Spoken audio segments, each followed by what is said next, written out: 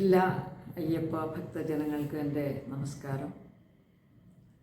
ഈയിടെ വലിയ തിരക്കിൽ 18-19 തീയതികളിൽ ഞാൻ ശബരിമലയിലുണ്ടായിരുന്നു.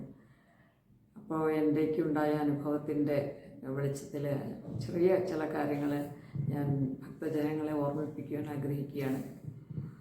ശബരിമലയിലേക്ക് വരുന്ന കുഞ്ഞുങ്ങൾ, പ്രത്യേകിച്ച് 10 വയസ്സിന് താഴെയുള്ള പെൺകുഞ്ഞുങ്ങൾ, അവരമ്മയുടെ കൂടെയല്ല അച്ഛൻ്റെ കൂടെയാണ് വരുന്നത്.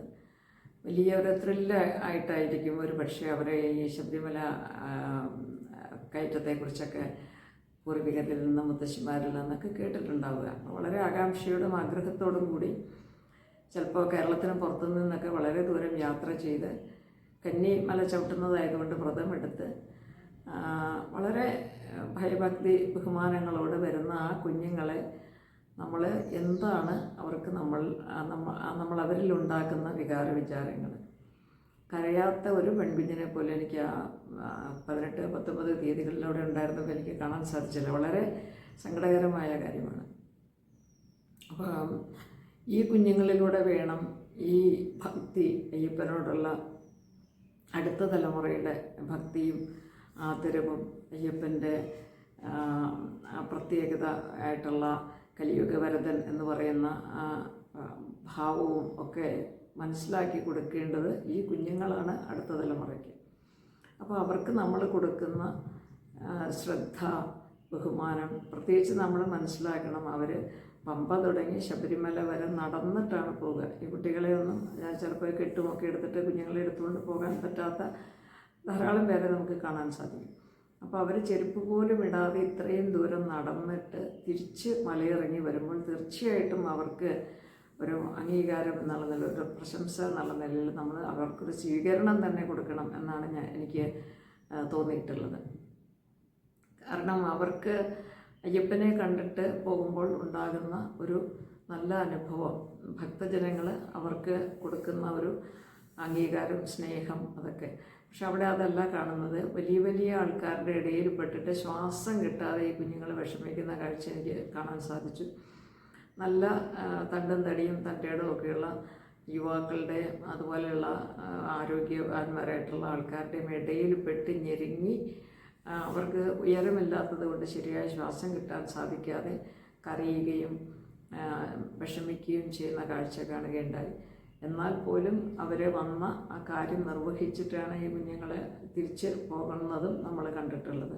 അപ്പോൾ വളരെ വിഷമം തോന്നി. അപ്പോൾ ഈ കുഞ്ഞുങ്ങളുടെ സംരക്ഷണം, അതിലേതെങ്കിലും ഒരു കുട്ടി മരിക്കാനിടയായാൽ ആ കുട്ടി നല്ല ഒരു ഭക്തിയോടുകൂടി വന്ന കുട്ടിയാണ്.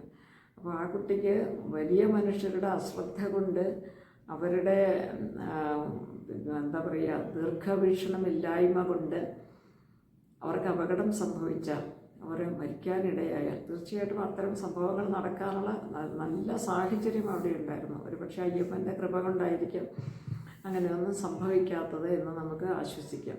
അപ്പോൾ ആ കുഞ്ഞുങ്ങളെയും കൊണ്ട് വരുന്ന അച്ഛന്മാർക്ക് ഒരു പ്രത്യേക പരിഗണന കൊടുക്കേണ്ടതാണ്. അതുപോലെ ചിലരൊക്കെ മുത്തശ്ശിമാരുടെ കൂടെ ഒക്കെയാണ് വന്നിരിക്കുന്നത്, അല്ലെങ്കിൽ ചിലപ്പോൾ അച്ഛനും ഉണ്ടാവില്ല കൂടെ.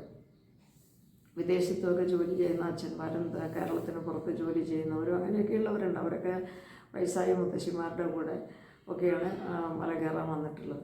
അപ്പോൾ അവർക്ക് ഈ സ്ത്രീകളാണെങ്കിലും അതെ, അവർക്ക് 55 വയസ്സ് കഴിഞ്ഞ സ്ത്രീകളാണ് അവിടേക്ക് വരുന്നത്. അപ്പോൾ അവർക്ക് പലവിധ ആരോഗ്യ പ്രശ്നങ്ങളുണ്ട്. പക്ഷേ ഭഗവാനെ ദർശിക്കുക എന്ന് പറയുന്ന ഉറച്ച മനസ്സോട് കൂടിയിട്ടാണ് അവർ വരുന്നത്. അപ്പോൾ ആ ഉറച്ച ഭക്തിയിൽ അയ്യപ്പനെ ആശ്രയിച്ച് വരുന്നവരോട് ഭക്തജനങ്ങൾ കാണിക്കേണ്ട ചില മര്യാദകളും കൂടി ഉണ്ട്. അതും കൂടി ഈ ശബരിമല ആചാരങ്ങളുടെ ഭാഗം തന്നെ ആകണം. സ്ത്രീകളെയും കുട്ടികളെയും മാനിക്കുകയും അവർക്ക് വേണ്ട സേവനം ചെയ്തു കൊടുക്കുകയും ചെയ്യുക എന്ന് പറയുന്ന ഒരു കാര്യം കൂടി നമ്മൾ സമൂഹത്തെ പഠിപ്പിക്കേണ്ടതുണ്ട് എന്നാണ് എനിക്ക് തോന്നിയിട്ടുള്ളത്. ഞാൻ തന്നെയാണെങ്കിൽ 8 അമ്മമാരെയും കൊണ്ടാണ് പോയത്. നല്ല തിരക്കിൽ ഈ അമ്മമാരൊക്കെ നന്നായി കഷ്ടപ്പെട്ടിട്ടുണ്ടായിരുന്നു. പലർക്കും പേഴ്സോ അല്ലെങ്കിൽ അതുപോലെയുള്ള സാധനങ്ങളൊക്കെ നഷ്ടപ്പെടുക, അതൊക്കെ ഉണ്ടായി. നമുക്ക് കുഞ്ഞിട്ടൊരു സാധനം നിലത്ത് വീണ എടുക്കാനൊന്നും പറ്റത്തില്ല, അത്ര തിരക്കായിരുന്നു. അതിനേക്കാളൊക്കെ ഞങ്ങളെ വിഷമിപ്പിച്ചത് ഈ നമ്മൾ വളരെ ദൂരം, വളരെ നേരം, തലേ ദിവസം രാത്രി തുടങ്ങി പിറ്റേ ദിവസം 12 മണി വരെ ക്യൂവിൽ നിന്ന് നിന്നിട്ടാണ് നമുക്കൊരു ദർശനം കിട്ടുന്നത്. ആ ദർശനം കഴിഞ്ഞിട്ട് നമുക്കവിടെ നിൽക്കാൻ സമയമില്ല. കാരണം നമ്മൾക്ക് തിരിച്ച് വൈകി നമുക്ക് തിരിച്ച് മടങ്ങി പോകേണ്ടവരാണ്. അപ്പോൾ അങ്ങനെ തന്നെ മലയിറങ്ങി കയ്യും കാലൊക്കെ നന്നായി കുഴഞ്ഞിട്ടാണ് നമ്മൾ വീണ്ടും നടന്നാണ് ബസ് സ്റ്റോപ്പിലെത്തുന്നത്. അപ്പോൾ ആ ബസ് സ്റ്റോപ്പിലേക്ക് തന്നെ ഒരുവിധം ദൂരമുണ്ട്. അപ്പോൾ അവിടെ എത്തിക്കഴിഞ്ഞിട്ട് നമ്മളവിടെ നിൽക്കുന്ന പോലീസുകാരോട് അഭ്യർത്ഥിക്കുകയാണ്, ഞങ്ങൾക്ക് കാല് കടഞ്ഞിട്ട് വയ്യ, പ്രഷറുള്ളവരും ഷുഗറുള്ളവരും ഭക്ഷണം കഴിക്കാൻ സമയത്ത് സാധിക്കാത്തവരൊക്കെ ആയിട്ടുള്ള സ്ത്രീജനങ്ങളാണ്, ഞങ്ങൾക്കൊരു ഇരിക്കാനുള്ളൊരു സൗകര്യം നിങ്ങൾ ചെയ്തു തരണം എന്ന് പറഞ്ഞപ്പോൾ വളരെ ധിക്കാരപൂർവ്വമായിട്ടുള്ള മറുപടിയാണ് ഞങ്ങൾക്ക് കിട്ടിയത്. അവർ ഞങ്ങളോട് പറഞ്ഞത്, കൈക്കുഞ്ഞുങ്ങളെയും കൊണ്ടുവന്ന അമ്മമാർക്കും കൂടി ഞങ്ങൾ പ്രത്യേകിച്ച് ഒരു സൗകര്യം ചെയ്തു കൊടുത്തിട്ടില്ല, വേണമെങ്കിൽ നിങ്ങൾക്ക് നിങ്ങളുടെ സൗകര്യം പോലെ വരുന്ന ബസ്സിൽ കയറി പോയിക്കോളൂ എന്നാണ്. അപ്പോൾ ഞങ്ങൾക്ക് ഇരിക്കാൻ സ്ഥലമൊന്നും കിട്ടിയില്ല. വീണ്ടും ഈ നിൽപ്പെല്ലാം കഴിഞ്ഞിട്ട് കുഴഞ്ഞ കാലുകളുമായിട്ടാണ് ഞങ്ങൾ വീണ്ടും ബസ്സിൽ കയറി നിന്ന് നിലയ്ക്കൽ ഇറങ്ങി പോകുന്നത്.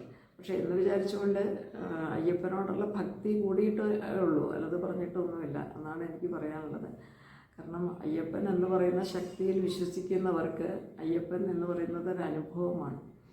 ആ അനുഭവത്തെ മറ്റാർക്കും ഇല്ലാതാക്കാൻ സാധിക്കില്ല. അപ്പോൾ നമ്മളൊക്കെ നമ്മളുടെ പല ജീവിത ദുരിതങ്ങളിൽ നിന്നും കരകയറാൻ മുറുകെ പിടിക്കുന്ന ഒരു ശക്തിയാണ് അയ്യപ്പൻ. ആ ശക്തി വരും തലമുറയ്ക്കും ആവശ്യമുള്ളതാണ്.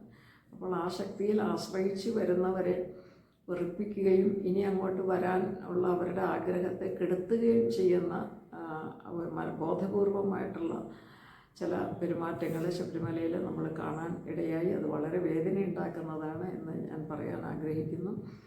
അതിനുള്ള പരിഹാരം തീർച്ചയായിട്ടും ഇനി വരുന്ന ഭരണസമിതി അംഗങ്ങൾ ചെയ്യണം എന്നാണ് എനിക്ക് അഭ്യർത്ഥിക്കാനുള്ളത്. എല്ലാവർക്കും നന്ദി, നമസ്കാരം.